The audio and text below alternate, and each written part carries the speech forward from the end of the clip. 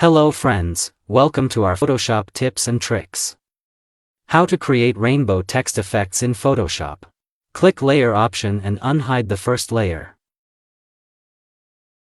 Then right-click to select pixels to click. Then close Layer option. Then select Gradient tool. Then upside Gradient color to click.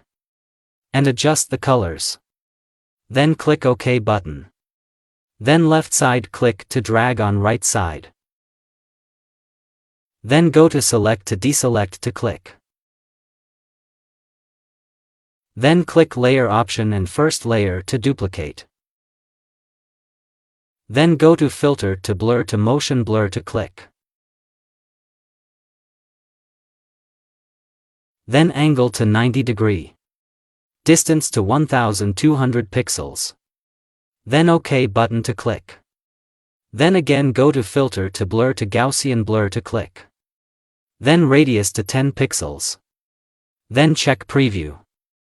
And click OK button. Then close Layer option. And look at the image. Thank you for watching videos.